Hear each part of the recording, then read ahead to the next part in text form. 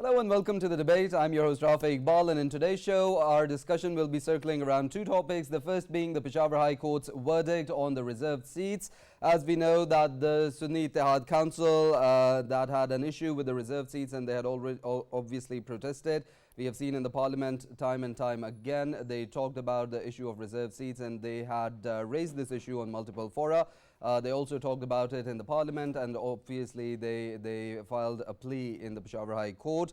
As regards to the issue of the reserved seats, the ECP has had given a verdict against the PTI's electoral symbol in the past that allowed the PTI members to contest the elections as independents. And of course, after they had won their seats, they joined the Sunni Ittihad Council as they needed to become a part of a political party. And in that regards, the independent members backed by the PTI, they joined the Sunni Ittihad Council, and in that regards, there was an issue of reserved seats as the PTI was not a parliamentary party that their contestants were contesting the elections from, and subsequently they had joined the Sunni Ittihad Council after their members that had won their seats, they took their oaths. And of course, the Sunni Ittihad Council had not provided any list of candidates for the reserved seats. There was no list provided to the ECP. Talking about the second segment where we'll move on, that will be the Senate elections that will be held in the country. Of course, we saw by-elections on 6 seats held in the country today, and in those 6 seats, we saw that Yusuf Raza Gilani from the Pakistan People's Party had won his seat. Jam Saifullah from Pakistan People's Party, Muhammad Aslam Abro from the Pakistan People's Party, Abdul Qudus Bizenjo from the PPP, Mir Dostin Khan Dumki from the PMLN, and Abdul Shakur Khan from the JUIF won today's seats on the by-elections of the Senate seats. These were 6 seats, and these 6 senators have won their consequent seats. Of course, in the studios, we'll be talking about and we'll be discussing with senior analyst Farrukh Pitafi in the studios. Along with that, we'll be joined by geopolitical analyst Faisal. And on Skype, we have been joined by our guest, Barrister Shabbir Shah, who is an advocate of the Supreme Court, and Nouman Muhib Kakakhel, who is an advocate of the High Court. To start off our conversation, we'll move towards the first topic, that is Peshawar High Court's verdict on the reserved seats. As we know that the Sunni Ittihad Council has raised this issue on various platforms, and they have talked about it on and on again, and have also protested against the ECP's verdict. The main issue, I'd like to move towards Barrister Shabbir Shah first. The main issue regarding the Peshawar High Court's proceedings yesterday deliberated upon the difference between political and a parliamentary party. Of course, they said the Peshawar High Court had questions regarding the difference between a political party and a parliamentary party, and what factors differentiate between a political and parliamentary party, and these were the deliberations on which the PTI Council argued. Barrister Shabbir Shah, what's your view, and how do you differentiate a political party from a parliamentary party? You see, I would like to keep it very short because on your program, I've discussed this quite a number of times. However, I concur with Peshawar High Court's judgment. I had previously also said that Sunni Ittihad Council's case on law is very weak at this point in time. But if we were to resort to notions like equity and substantial justice, and because previously PTI was wrongly deprived of its symbol, in order to compensate them, why don't we, in terms of equity, grant them relief? I would like to explain my 2 cents. Previously also I've stated them very clearly. The fundamental flaw in Sunni Ittihad Council's case is and was that they had not submitted a list. And number 2, they had not submitted nomination papers. Now, how can you even artificially, even let's say these Peshawar High Court, or for that matter, the Honorable Supreme Court, were to say that you should grant them reserved seats. Now, where are those people of Sunni Ittihad Council going to, where are they going to come from?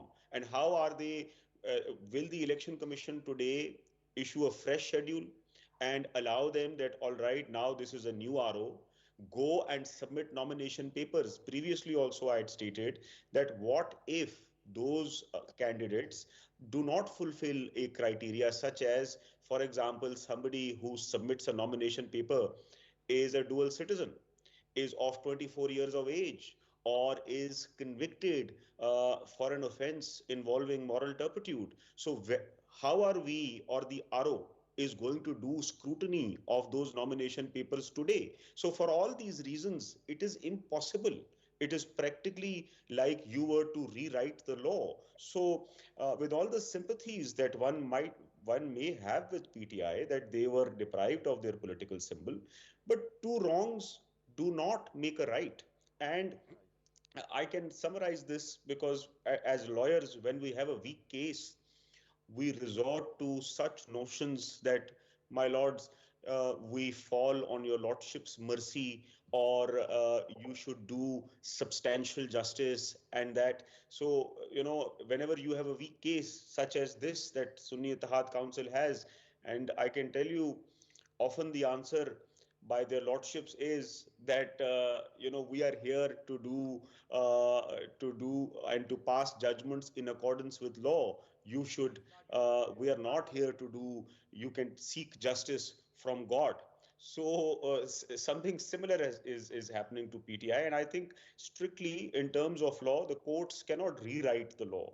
Although one might argue that the Supreme Court has a power under Article 187 of the Constitution to do complete justice. Now, again, that power in this case, if it is to be used, in my opinion, it should not be utilized, because in the past, when such power is utilized, it is utilized and it has often ended up in abuse of process. Because once, if the Supreme Court would exercise such a power, even if such a power does not exist in law, then you are literally inviting and opening the door for the Supreme Court to pass any orders by invoking Article 187.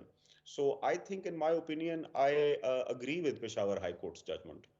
Right, Barrister Saab, when you said to fall on something, so I thought that you are going to say fall on their own sword, or as it is said, to be hoisted by one's own petard.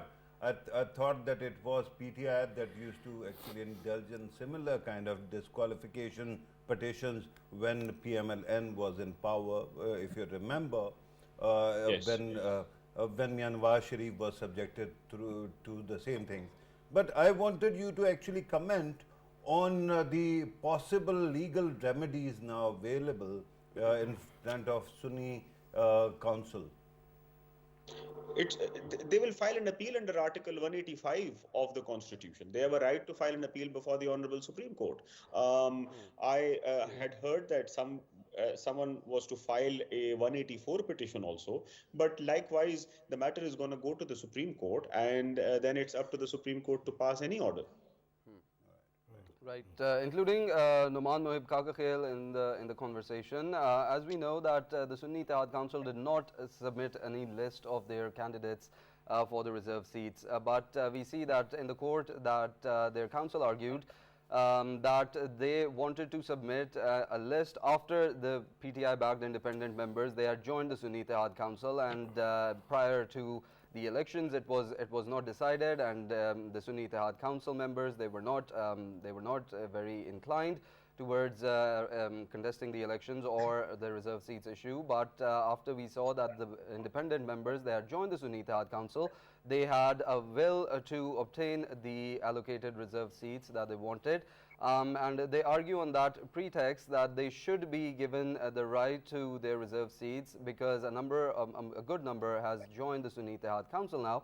How do you think that argument is going to hold up, considering the Peshawar High Court's judgment? As far as submitting of the list is concerned, it is mandatory by law that the same is to be submitted before filing of nomination papers or on the day of the submission of the nomination papers. Sunni Ittihad Council have not submitted a list of reserved seats or any person that they want to nominate for those seats. Until date, speaking as of today, they have not yet submitted a list of people who they want to nominate for the reserved seat. It came before arguments before the High Court that a list is yet to be submitted. Had it been submitted a few days back, had it been submitted on any day before elections or after election, it could have been considered in any way. But looking at it in on a viewpoint that the list is not even prepared, not even submitted yet, or they have not even decided who they have to nominate for the reserved seat, that is something that surprises everyone, because a political party, before it enters into the election arena, or approaching the people for the purpose of election, they have to have full confidence, they have to fulfill all the legal criteria provided for by the Elections Act and the Representation of Peoples Act, read by the Constitution, but they have not complied with that. It came for arguments, it was widely argued by various councils, but the question remains the same, that the law is to be followed in letter and spirit, until and unless they want to go out of the way and give a relief, keeping in view the public good and the right of the people who they represent. But the question here is that they don't have a parliamentary party, as rightly asked, that there's a difference between a political party and a parliamentary party. A political party is any party that contests election. But when people get elected to the parliament, or let's say for this purpose, the National Assembly or the provincial assemblies, they constitute a parliamentary party in that very legislative assembly. So Sunni Ittihad Council, the problem that they face is that they have not won any seat. Even the chairman of that party have contested the election independently. They have not contested the election under the banner or the umbrella of Sunni Ittihad Council. So they lack a parliamentary party that represent this party. So how can a seat or reserved seats be granted to a party that does not have any existence in the parliamentary arena, that can take on independent candidates or give them seats if they join the party? If they had even one seat in any of the legislative assemblies and independent candidates had joined that political party, then it would have made sense. Then they could have been extended the concession, rather the constitutional right of giving these reserved seats. But now they have no basis for the same. Now, the problem that it was argued in very detail, I was sitting there in the High Court with regard to other cases, it was being argued that they do not fulfill even one criteria, that something can be done for them, even a relief of equity, or for the people, if not for the politicians or for the political party. The lawyers of the Pakistan Tehreek-e-Insaf or Sunni Ittihad Council who were representing them, they could not justify it in light of the Constitution, in light of the Elections Act or Representation of Peoples Act. So it was a hopeless cause as everybody was looking at it while it was being argued. So let's see if it goes to the Supreme Court. Supreme Court have the powers not only to listen to it in appellate jurisdiction, just like sir mentioned that, so there's somebody who's going to approach. It was mentioned in the news all over. The Supreme Court have the jurisdiction to keep in view the public interest of the whole country while deciding a question of law. So maybe the Supreme Court is kind enough to extend such a relief that it can be considered, the Sunni Ittihad Council can be considered for a reserved seat merely because the people it represent and the votes that they have attracted, rather gathered in the general election. Yeah, Nouman, you have highlighted an excellent point, and obviously, if we look at today's verdict that has come from Peshawar High Court, it is truly based upon the Constitution and, of course, the modalities which were supposed to be fulfilled by Sunni Ittihad Council or PTI leadership as well and their lawyers. They could not do so, and of course it is a sin that they have committed on their behalf. But in principle, if we talk about a parliament seeks will of the people, and once that will of the people is inside the parliament, then of course the reserved seats, shouldn't they be going for the same will of the people to fill the remaining reserved seats? And in that context, of course, the very people who have already gone inside with the will of the people, that very will of the people can be utilized to bring in more and increase that will of the people in the parliament, be it provincial or be it the National Assembly we're talking about. In principle, this should be done, and why I brought in the sin, do you think that Sunni Ittihad Council or PTI's independent members, is it a sin enough on their behalf that the punishment they are getting, it is justifiable? And as we know that every sin has a punishment, is it justifiable to punish them to decrease their will of the people in that parliament, as you have earlier mentioned that Supreme Court might obviously take its own course? Do you think that this sin and punishment thing and will of the people will be highlighted by the attorneys of Sunni Ittihad Council in Supreme Court? Right, Kakakhel sahab, I hate to actually bring you down from the ethereal plane where Raja Faisal has taken you to this mundane life, but I wanted you to actually consult your own answer earlier when you were talking about not one criteria being fulfilled. And because we are talking about the methods of the case, could you help us? By that I assume that you mean those 5 questions that were asked by the Peshawar High Court. Could you help us understand what those criteria were and how they were not met? See, I would start with the first question that was very beautifully put forward with regard to democracy. See, we are a democratic country that forms basis, rather the essential part of our constitution, and our constitution cannot be undemocratic in any way. But if I put my humble opinion, I see these reserved seats as undemocratic. If you see before 18th Amendment in the Constitution and 13th Amendment in the Constitution and amendments before that, these reserved seats used to be brought forward in light of direct elections between women as the constituency itself. And there would be a election between the minorities, and there would be direct voting between the minority community. People would offer themselves for election, and the minority community would vote for them and send those people to represent them in legislative assemblies. We, through constitutional amendments, have taken that democratic right from them, and we have made it undemocratic. First thing first, because that goes against the very core of the Constitution. And I myself am a counsel in a case where we have challenged this constitutional amendment, 18th Amendment, that is pending before the Peshawar High Court as well. Now, with regard to, let's say, the Constitution, there is an amendment, we take it for a democratic Constitution, whether this decision is democratic or not. Fulfilling a criteria of law is a different thing than fulfilling the democratic nature of the Constitution or democratic purposes that we carry with ourselves. So if we look at it with regard to, or rather in light of democracy, this judgment is undemocratic. It is undemocratic because people have voted, they have spoken, they have sent their people to the Legislative Assembly, and they have a right, a say in selection and nomination of people for these reserved seats. But this is a very constitutional one. Nouman, this is a very constitutional verdict, and obviously democracy's will of the people is important for making the constitution. So half the time when Raja Sahab is asking a question, he wants others to ask him that question. Yeah. He's usually answering them. Okay, go ahead, Kakakhel sahab.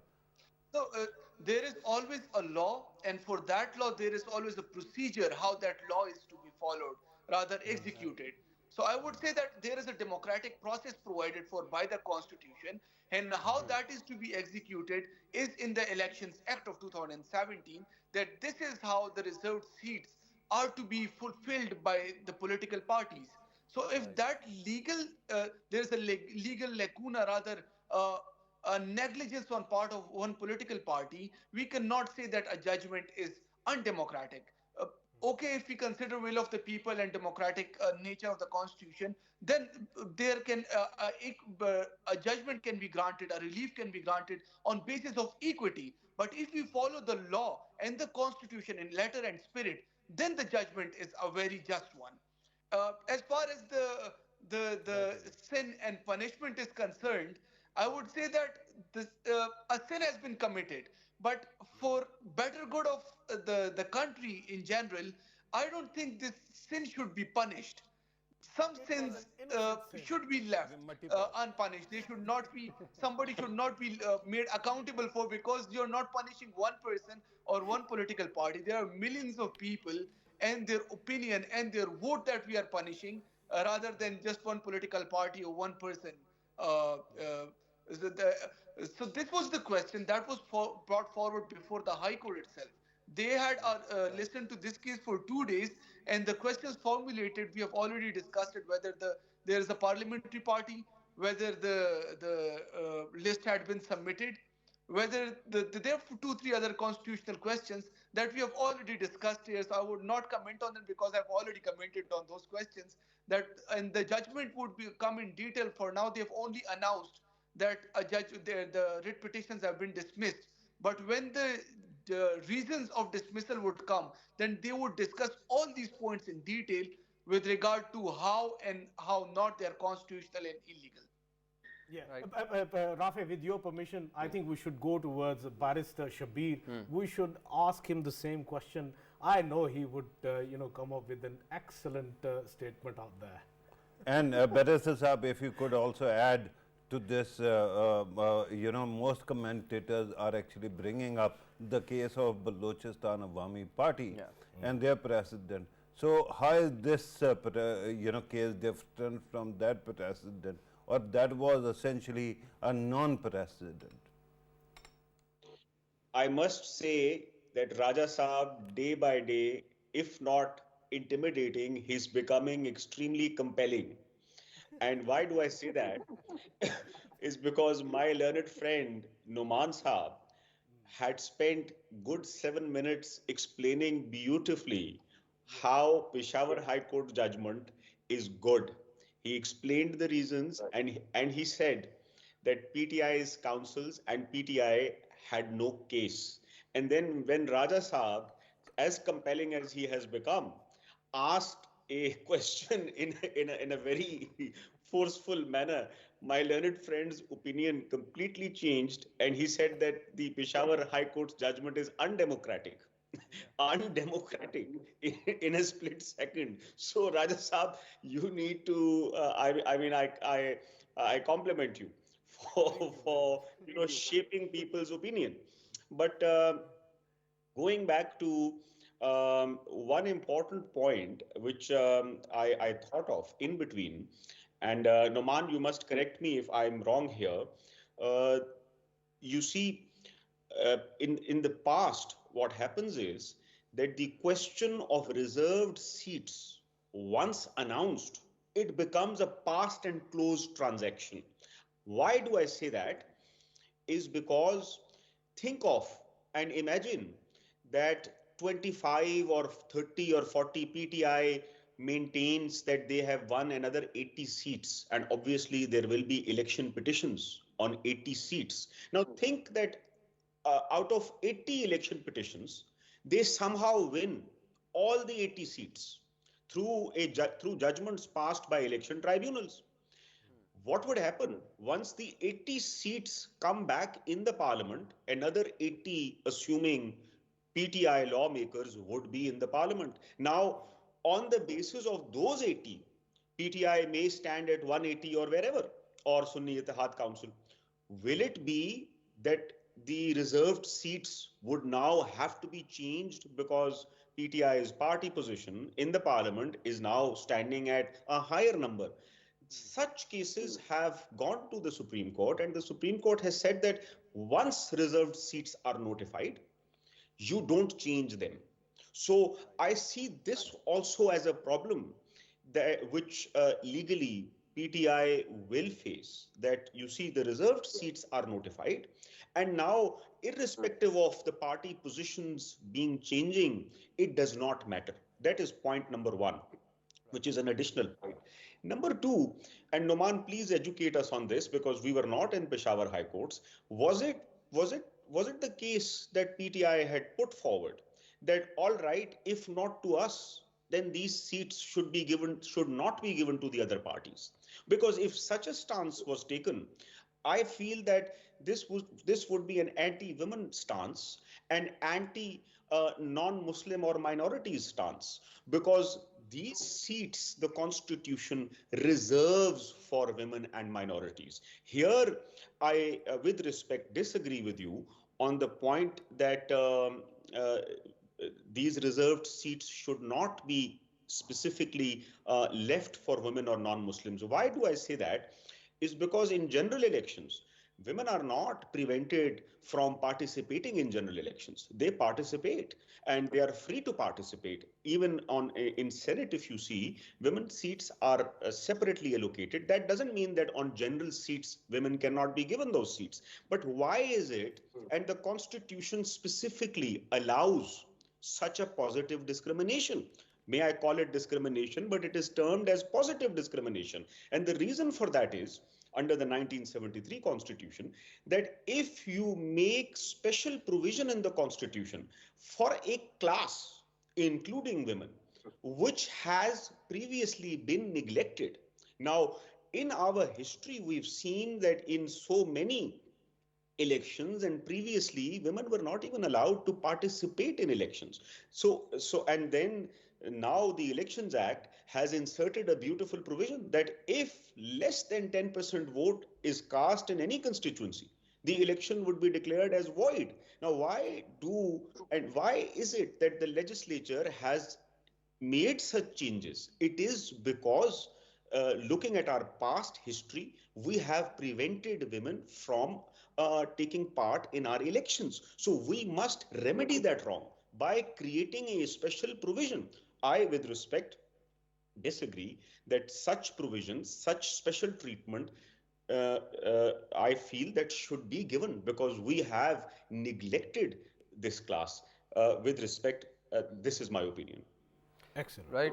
Also including Farrukh Pitafi, and like to hear his views as well. As much as our conversation has shaped up, it's equity versus statutory and case law. Do you think that the PTI and the Sunni Ittihad Council, their advocates, lacked preparation as no intra-party elections were held earlier? Then there we see that no list was submitted. Do we see there's a lapse on the SIC councils, or do we see that it's an issue of equity and equitable principles instead of... Right. Rafae, I'm going to talk about that in detail, but before that I wanted to actually comment on the reserved seats for women and minorities as well. But let us start with minorities, because if you have read the history of Pakistan's constitution, there has been a huge debate on separate electorate versus joint electorate, right? Right. And that has been one question that has been vexing until Pervez Musharraf came in, and he actually introduced this ability to actually vote for both. On one side, you can vote for your special, nominees, and then you can vote in the general elections as well. And that has been the mainstay since then. But then there is one problem that you have to look at. Both women and minorities don't seem to have the kind of wherewithal to actually contest a general election. And I say this because, there must be very affluent women as well. One is actually the Chief Minister of Punjab. But then you have to talk about backbenchers and people who might never be able to win an election. And what happens is that through this affirmative action that is given to various political parties, you ensure that there is enough presence of both minorities and women also. I don't think it is undemocratic. Of course, affirmative action takes place all over the world, especially for the communities which are downtrodden. I think that eventually you have to hope for a day when women and minorities are given so much of right and they are empowered so much that they can and win main elections as well. Until then, you'll have to actually make do with whatever is available, and I think this is the best remedy, as was pointed out by Barrister, that is on offer. Now, talking about Sunni Ittihad Council, the biggest problem at this moment is too many chairmen. You know, when you look at PTI's state of affairs, it looks like actually a Russian doll. What is it called? Matryoshka? That there is a doll within doll. There is, at the core of it is PTI, actual PTI, and PTI's chairman is actual chairman for all practical purposes, even if we are not going to call him chairman because he is in prison, but he calls all the shots. Then you have Gohar Saab, who has been nominated, appointed as the chairman, and after that the whole this whole doll actually went and sat inside Sunni Ittihad Council, and there you have Sahibzada as the chairman. Now the biggest problem is that all this, he was talking about sins. I don't know about sin or virtue, but there should be a penalty for lack of homework. One lack of homework is pretty clear. Election Commission was repeatedly asking you to hold elections. You did not hold elections up to your own standards, your own constitution. But that is something that has been done. You can regret that that outcome was there, but that has also proven that you have the capacity to get elected into the parliament no matter what. Then comes the issue of, again, this is kind of forum shopping. I'm not talking about the High Court or Supreme Court. I'm talking about Sunni Ittihad Council, Majlis-e Wahdat al-Muslimin, or umpteen other political parties that you could have gone for. Why is it that you were found in such confusion once you were elected? Had you actually planned, remember that the symbol was taken before the election. Had you actually gone and approached any political party and could have requested Sahibzada Sahab to actually contest from his own party seat, right? He could have won, and had he actually contested, you could have actually presented the list of your candidates on their behalf. Right. This is called homework. You did not do it. What happens now? Because your party is unofficial, because it is not acknowledged per se, and then you have joined a party which is actually, although acknowledged, but it has already written that they did not contest, and the Election Commission has the evidence. What choice does the Election Commission then have? Should it actually create new laws? Should the Peshawar High Court actually come up with some kind of new argument where you have to actually create new laws? Or Supreme Court should do it? Otherwise, what happens? We keep on hearing that, okay, if PTI is not going to get those seats, nobody should get it. So you're telling me essentially that women's seat and minority seat should be left vacant, and we are thinking about empowering democracy through that. Amazing. The best solution then is whosoever has the number, and it is basically arithmetic. Right. If Sunni Ittihad Council is not, before that, all members were independent members, right? If all were independent, and an independent does not get a seat, then what happens? Whosoever is a registered and approved political party gets the rest of it on the basis of proportional arithmetics. And this is exactly what happened. And today we have seen the kind of situation where they were expecting a lot, they did not get it, and then they are going to go to Supreme Court. But my problem is now there is going to be another issue, because PTI had only so many openings in Khyber Pakhtunkhwa, and many people did not get those openings.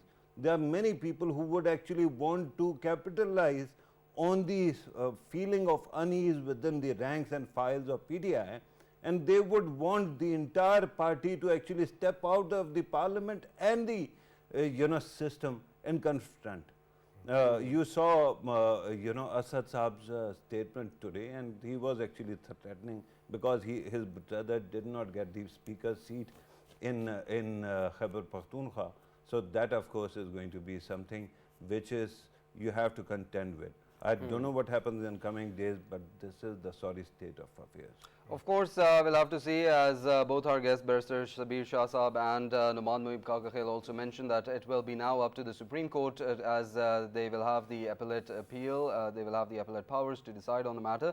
And of course, as we've seen, it's as our conversation has shaped up, it's more like equity versus statutory and case laws. Unfortunately, we're short on time and we'll have to wrap up our first segment. I'd like to thank both our guests, Barrister Shabbir Shah Saab and Advocate Nouman Muhib Kakakhel. Thank you both for your time and your views, very articulate on the matter. And as you both just mentioned as well, that it will be up to the Supreme Court now to decide on the matter, and it's going to be more of the Supreme Court deciding on public interest or what the Constitution and the laws say.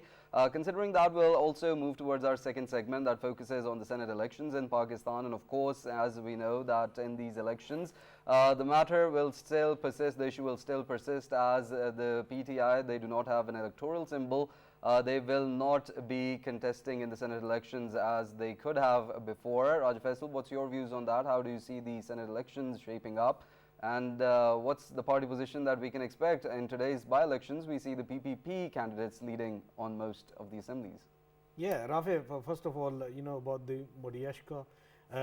Yeah. You know, normally what happens is when you open one of the dolls, there is another smaller doll. Yeah. And that smaller doll has another even smaller doll. So there are so many dolls, but they are smaller. Yeah. In PTI's case, all of the dolls, when you open it, it's the same size doll that actually comes out of it. So basically all of the dolls, they are the same size dolls. They're practically not possible. Yeah, practically not possible, but Yeah. of course in PTI's case it is happening because there are so No, many Sunni reasons. Ittihad Council is not as big, so it is inverse then. Yeah. Okay. So this is what is actually taking place in you know, in PTI's context and Sunni Ittihad Council context. When it comes to, you know, Senate elections, of course we are adding towards is the similar kind of situation for PTI once more. And to me, I believe you know, PTI leadership, even Imran Khan himself, he has been talking to his leadership. Today he met with them and he had a talk with them related to it, and they are going to actually announce their names as well. But somehow, to me, I think this case once more would go to the courts, and courts would decide once more. And so far, I don't see them, you know, securing any. And we know Why not?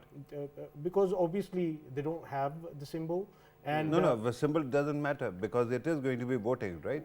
it is going to be voting, and you symbol don't doesn't have the matter. kind of- and yeah. Parliamentary party, they are not, you know, whoever is getting elected, they will be considered as once more Independent? independent. So independents they can actually nominate. Yeah. They're going to be independent, And but they're going to will- get votes. Yeah, they will get votes, but they will not be classed as PTIs.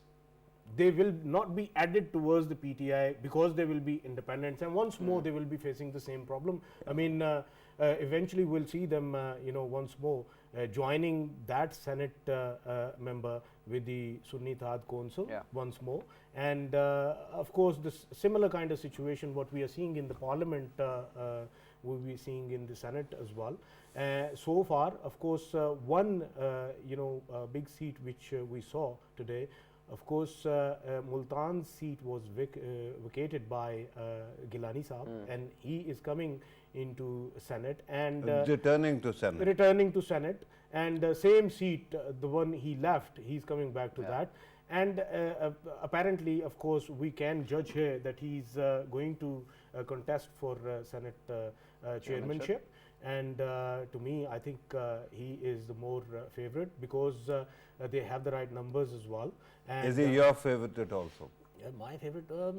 Yeah, he's More really good. favorite because- you know, because I really liked him when once he was you know The Prime Minister? no once he was Parliament's speaker. Okay. I remember that time. I mean, he was more young and energetic at that Yeah, time. he can't be young now, but you know, He still but maintained he was himself the well, only though. speaker who did not speak that much. Yeah, he did not speak, but at the same time, he was sort of, you know, he had the persona at that time that I never could judge that which party he belonged to at that Okay. time. So Okay, Rafae, he but was very non make biased. note that it is looks that count. Well, looks do count as well, but it's beauty with brains, as we know in Pakistan's political landscape. Farrukh Pitafi, what's your views considering the political scenario? I mean, we've seen the ruckus going on in the parliamentary process. Are we going to see... Why are you calling it a ruckus? I'm sorry.